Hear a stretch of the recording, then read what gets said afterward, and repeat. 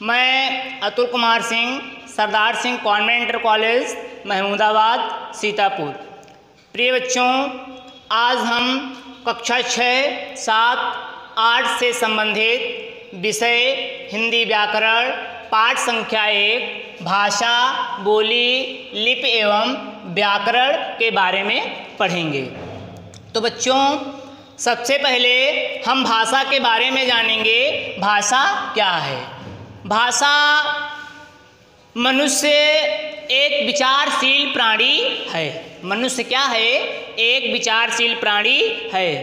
वह भाषा को सुनकर, पढ़कर विचारों को ग्रहण करता है तथा बोलकर और लिखकर उसे प्रकट करता है। तो हम भाषा की परिभाषा ऐसे पढ़ेंगे कि शब्दों द्वारा विचारों के आदान प्रदान के साधन को भाषा कहते हैं। फिर से पढ़ेंगे। शब्दों द्वारा विचारों के आदान प्रदान के साधन को भाषा कहते हैं। अब इसका सामान्य रूप से समझ लें कि जब हम किसी के माध्यम से कोई बात सुनते हैं और दूसरों के सामने जा करके प्रकट करते हैं, तो वही परस्पर हमारी क्या कहलाती है? भाषा कहलाती है। और इसकी परिभाषा हम पढ़ते हैं कि शब्दों द्वारा विचारों के आदान प्रदान के साधन को भाषा कहते हैं। भाषा, अब भाषा क्या है? तो देखिए, जैसे लिखा है, हिंदी हमारी क्या है? भाषा है। संस्कृत हमारी क्या है? भाषा है। अंग्रेजी हमारी क्या है? भाषा है। पंजाबी हमारी क्या है? भाषा है। मलयालम हमारी क्या है? भाषा है। तो आज तो हिंदी, संस्कृत, अंग्रेजी, मलयालम, मराठी, पंजाबी ये आदि भाषाएं हैं। अब हम आते हैं भाषा के रूप। तो भाषा के बच्चों 3 रूप माने गए हैं, जिसमें मुख्य रूप से 2 रूपों का ही प्रयोग ज़्यादातर किया जाता है। भाषा के 3 रूप माने गए हैं, जिनमें भाषा के 2 रूप का मुख्य रूप से प्रयोग किया जाता है, लेकिन हम पढ़ते तीनों हैं। देखिए, लिखित भाषा, मौखिक भाषा, सांकेतिक भाषा। भाषा के 3 रूप माने गए हैं, लेकिन मुख्य रूप से प्रयोग जिनका होता है वो 2 भाषाएं होती हैं, लिखित, मौखिक। तो हम तीनों भाषाओं के बारे में आपको बताएंगे। तो पहला लिखित, दूसरा है मौखिक और तीसरा है सांकेतिक भाषा। आइए हम इसकी परिभाषा भी जान लेते हैं। साधारण रूप से इसकी परिभाषा पढ़ते हैं, जानते हैं, समझते हैं। जैसा कि आप सभी लोगों ने अन्य कक्षाओं से पढ़ा होगा, क्लास 7 में भी पढ़ाया गया, 6 में पढ़ाया गया और 3-2 में भी पढ़ाया जाता है। प्राइमरी वर्ग से लेकर के और जूनियर वर्ग तक के भाषा के रूप को पढ़ाया जाता है। तो आप सभी लोग भली भांत इससे परिचित होंगे। आइए हम लिखित भाषा की परिभाषा पढ़ते हैं। तो साधारण रूप से ये समझ लीजिए कि भाषा का वह माध्यम जो लिख करके, भाषा का वह माध्यम जो लिख करके हमें ज्ञात होता है, उसे हम क्या कहते हैं? लिखित भाषा कहते हैं। भाषा का वह माध्यम जो हमें लिख करके ज्ञात होता है, उसे हम लिखित भाषा कहते हैं। जैसे पत्र लिखा, तो पत्र लिखा गया, जब हमें प्राप्त हुआ तो वो लिखित भाषा ही हुआ। जो पत्र लिखा गया वह जब हमें प्राप्त हुआ तो वो पत्र लिखा है, तो वो लिखित भाषा ही माना जाएगा। कोई विद्यार्थी बैठा हुआ है और अध्यापक क्या कर रहा है? वो बोल रहा है, तो उस समय बोलने की प्रक्रिया जो है तो मौखिक भाषा है। लेकिन जो विद्यार्थी द्वारा पेन से, कलम से, पेंसिल से कॉपी पर लिखा गया वह लिखित भाषा कहलाता है। तो हम केवल साधारण रूप से इतना समझ लें कि लिखित भाषा का वह माध्यम है जो लिख करके हमें प्राप्त होता है, लिख करके हमें ज्ञात होता है, उसे हम क्या कहते हैं? लिखित भाषा। मौखिक भाषा, मौखिक भाषा जो मुंह से बोल करके प्रकट की जाती है, मौखिक भाषा जो मुंह से बोल करके प्रकट की जाती है उसे हम मौखिक भाषा कहते हैं। जैसे रेडियो सुनना, रेडियो सुनना, हम रेडियो पर सुनते हैं, ये मौखिक भाषा है। वाद विवाद प्रतियोगिता, जब दो पक्षों में एक पक्ष होता है दूसरा विपक्ष होता है, तो जब दोनों पक्षों में वाद विवाद होता है वो मौखिक भाषा के अंतर्गत आता है। जैसे भाषण, भाषण प्रतियोगिता, हम किसी मंच पर भाषण दे रहे हों तो वो मौखिक भाषा के अंतर्गत आता है, तो इसे हम मौखिक भाषा कहते हैं। अब नंबर 3 जो आता है वो आता है सांकेतिक भाषा। तो सांकेतिक भाषा का मतलब होता है जो भाषा हम संकेतों के माध्यम से प्रकट करते हैं, संकेतों के माध्यम से हमें ज्ञात हो जाता है। ऐसी भाषा जो हम संकेतों के माध्यम से क्या कर लेते हैं? ज्ञात कर लेते हैं, उसे हम सांकेतिक भाषा के नाम से जानते हैं। अब इसका उदाहरण जैसे कि आप सड़क पर चल रहे हैं, यातायात पुलिस ट्रैफिक को नियंत्रित कर रही है, तो ट्रैफिक को वो अकेला नहीं नियंत्रित कर पाएगा बल्कि वो संकेतों के माध्यम से नियंत्रित करेगा। जो वहाँ पर ट्रैफिक नियम होंगे उनका पालन करता है और वो यातायात पुलिस जो होता है वो लोगों को ट्रैफिक रूप से नियंत्रण करता है। तो इस प्रकार हम संकेतों के माध्यम से कुछ लोगों को सांकेतिक भाषा जानते हैं। दूसरा उदाहरण इसका ये है, कोई व्यक्ति जा रहा है और वह कुछ समय के लिए ओझल हो जाता है, ओझल होने का मतलब गायब हो जाता है। तो जब हम किसी व्यक्ति से पूछते हैं तो वो हमें इशारा करके बताता है कि यह व्यक्ति इस गली में गया या इधर गया है।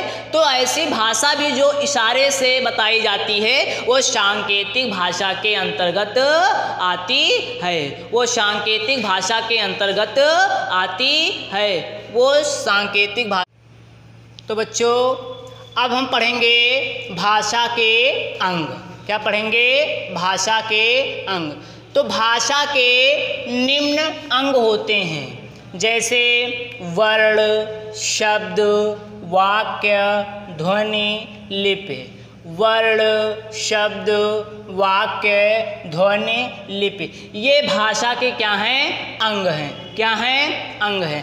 अब हम आते हैं बोली पर। किस पर आते हैं? बोली पर। जो नेक्स्ट हेडिंग है, नेक्स्ट परिभाषा है हमारी, वो बोली है।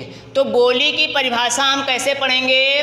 किसी विशेष क्षेत्र में परस्पर बातचीत के लिए प्रयोग की जाने वाली भाषा का स्थानीय रूप बोली कहलाता है। फिर से पढ़ें, किसी विशेष क्षेत्र में परस्पर बातचीत के लिए प्रयोग की जाने वाली भाषा का स्थानीय रूप क्या कहलाता है? बोली कहलाता है। हम दूसरी परिभाषा भी कह सकते हैं कि किसी सीमित क्षेत्र में, किसी सीमित क्षेत्र में प्रयोग की जाने वाली भाषा बोली कहलाती है। और हर विभिन्न देशों में विभिन्न प्रकार की बोली भाषाओं के साथ में भाषाएं अलग अलग होती हैं, बोलियां भी अलग अलग होती हैं। तो इस क्रम में बोली भी सभी स्थानों पे अलग अलग बोली जाती है।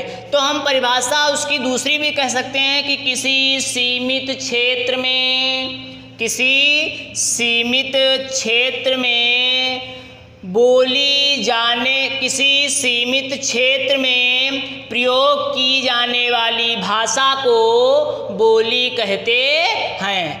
अब हम बात नेक्स्ट हेडिंग पर बात करते हैं लिपि। किस पर? लिपि। तो भाषा को लिखने के लिए निश्चित किए गए चिन्हों को, भाषा को लिखने के लिए निश्चित किए गए चिन्हों को लिखने की व्यवस्था, निश्चित किए गए चिन्हों को और फिर उसके लिखने की जो व्यवस्था होती है उसी को हम क्या कहते हैं? लिपि कहते हैं। तो भाषा को लिखने की व्यवस्था को हम क्या कहते हैं? लिपि कहते हैं।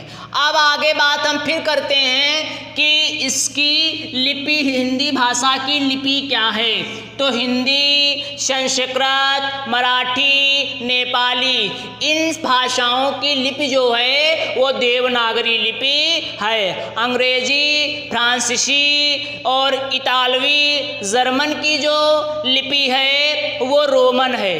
पंजाबी की गुरमुखी है, उर्दू की फारसी है और बांग्ला की बांग्ला है। ये हमारी लिपि हैं। तो हम विशेष करके जो हिंदी भाषा की लिपि है उस लिपि का नाम क्या है? देवनागरी लिपि। तो हिंदी भाषा की लिपि का क्या नाम है? देवनागरी लिपि। अब हम पढ़ते हैं व्याकरण की परिभाषा। व्याकरण का हिंदी भाषा में बहुत ही महत्व है। ये मान के चलिए, यदि व्याकरण को हम नहीं पढ़ेंगे तो भाषा का जो शुद्ध रूप है वो हमें प्राप्त नहीं होगा। तो हम व्याकरण की परिभाषा पढ़ते हैं। व्याकरण वह शास्त्र है जिसके नियमों के द्वारा, व्याकरण वह शास्त्र है जिसके नियमों के द्वारा हम शुद्ध बोलना, शुद्ध लिखना और शुद्ध पढ़ना सीखते हैं। व्याकरण वह शास्त्र है जिसके नियमों के द्वारा हम भाषाओं का शुद्ध रूप से पढ़ना, लिखना, बोलना सीखते हैं। और भाषा के शुद्ध रूप का ज्ञान व्याकरण से ही होता है। भाषा का जो शुद्ध रूप का ज्ञान है वो किससे होता है? व्याकरण से होता है। अब हम अंतिम बात करते हैं व्याकरण के अंग की। तो व्याकरण के निम्न 4 अंग होते हैं। व्याकरण के कितने अंग होते हैं? 4। नंबर 1 वर्ण विचार, नंबर 2 शब्द विचार, नंबर 3 पद विचार, नंबर 4 वाक्य विचार। तो वर्ण विचार वर्ण भाषा की सबसे छोटी इकाई है और जिसके अधिक टुकड़े नहीं हो सकते हैं। अब शब्द विचार कि वर्णों के सार्थक मेल से क्या बनते हैं? शब्द बनते हैं। वर्णों के सार्थक मेल से क्या बनते हैं? शब्द बनते हैं। और शब्दों से वाक्य बनता है तो वही वाक्य क्या कहलाता है? पद कहलाता है। जब शब्द वाक्य में प्रयोग होते हैं तो वही वाक्य क्या कहलाता है? पद कहलाता है। जब शब्द वाक्य में प्रयोग होते हैं तो वही वाक्य क्या कहलाता है? पद कहलाता है। और अंतिम है वाक्य विचार। तो शब्दों के सार्थक समूह को हम क्या कहते हैं? वाक्य कहते हैं। शब्दों के सार्थक समूह को हम वाक्य कहते हैं। तो बच्चों आज हमने इतना पढ़ा और ये वर्ण विचार, शब्द विचार, पद विचार, वाक्य विचार, इनके पूरे पाठ हैं, अध्याय हैं जो आपको विस्तार पूर्वक बताए जाएंगे। और आप सभी को एक बात विशेष करके ध्यान रखना है कि जो चीज़ें हमने इस ब्लैक बोर्ड के माध्यम से लिख करके बताई हैं उन्हें अपनी नोट कॉपी पर नोट्स कॉपी बनानी है और वो नोट्स, ये सारी परिभाषाएं आपको उसी कॉपी पर नोट कर लेनी हैं और इसी को आपको पढ़ना, याद करना है। धन्यवाद।